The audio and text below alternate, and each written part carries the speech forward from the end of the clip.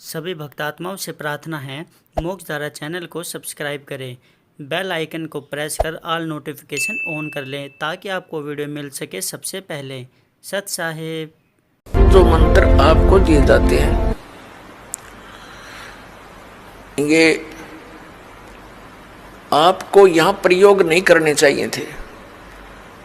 आपने इनकी कमाई को संग्रहित करना है, सुरक्षित रखना है। किसी को आशीर्वाद नहीं देना, किसी को कोई दुआ या बद्दुआ नहीं देना। बद्दुआ दोगे तो भी आपकी पुण्य अक्षीण होंगे और किसी को आशीर्वाद दोगे तो भी आपके भक्ति कमाई समाप्त होगी, खर्च होगी। अब जैसे कोई एक पहिए से, एक टायर से हवा और दूसरे टायर में भरे, वो कितना बुद्धिमान है। दोनों कंडम वो यूज है इसका। ये बुद्धिमान व्यक्ति ऐसे काम करता है, उसको सलाह देगा भाई यहाँ से जाइए, वहाँ आगे एक हवा भरने का यंत्र है, आप वहाँ से हवा भराइए, दोनों का काम चले। तो इस प्रकार हम अगर आशीर्वाद दे देते हैं तो हमारी पूंजी नष्ट हो जाती है, भक्ति। अब ना उसको लाभ, उसको थोड़ा सा लाभ उसको होगा और आप यहीं रह गए, दोनों चौड़ चपट, क्या फायदा। तो इस प्रकार हमने अपने बच्चों को, भाई बहन, माता पिता, सबको, संबंधित जितने मित्र हैं या वैसे भी कोई, एक सद्भावना पूर्वक सबसे प्रार्थना करनी चाहिए कि आप भी दीक्षा लो और अपनी हवा आप भरो। जैसे एक पंप दे दिया जाता है साइकिल में हवा भरने का, तो सब ले लो पंप और अपनी भरो हवा, जब जरूरत पड़े फुल करो और चलो गाड़ी पर, सवारी पर। तो कहने का भाव ये है कि इसी प्रकार ये गुरुदेव जी से दीक्षा लेकर के आप स्वयं अपनी भक्ति मंत्र के जाप साधना के द्वारा अपने टायर में हवा स्वयं भरो और फिर चलो। तो इस प्रकार आप जी ने अब ना किसी को आशीर्वाद देना है, ना किसी को बद्दुआ देनी है, दोनों में हमें हानि है।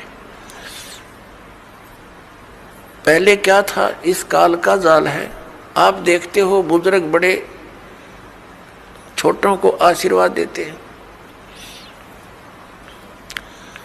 और बड़े उनके चरण छूते हैं, क्योंकि पहले जो एक आपने देखा होगा एक पाग सिस्टम है। पाग जैसे पिता की मृत्यु के उपरांत बड़े पुत्र को एक पाग बांधी जाती थी, पगड़ी,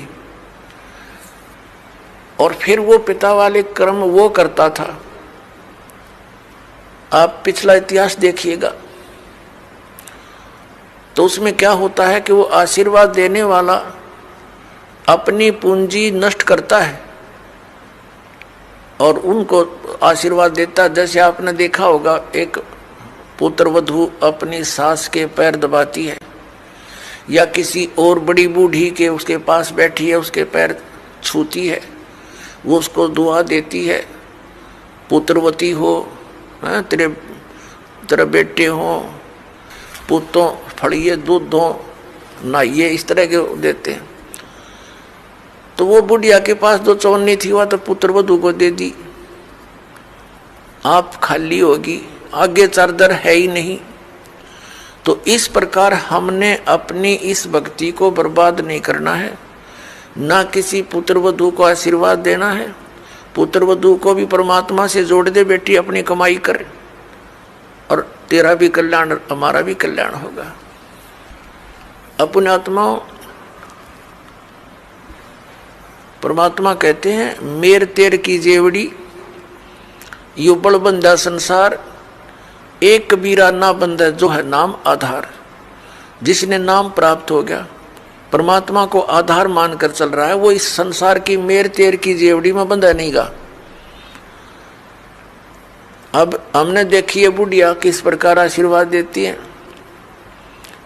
जब पुत्र वधू का उसकी अच्छा मेल सा है तब तो आशीर्वाद दे रही है, तेरे भाई जियो, तेरे भतीजे जियो, और तू बूढ़ सुहागन हो। बूढ़ सुहागन माने मरा इतना तेरा पति नहीं मरा, वृद्धावस्था तक सुहागन बनी रहे।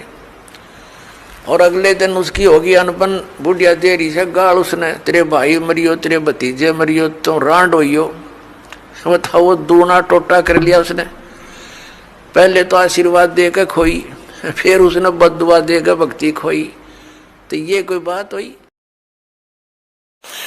सभी आपके भाई बहन हैं, भटक रहे हैं, प्यार से समझाना, क्योंकि प्यार से मानेंगे एक बार तो सबको रिएक्शन होगा ही होगा, क्योंकि काल बैठा है।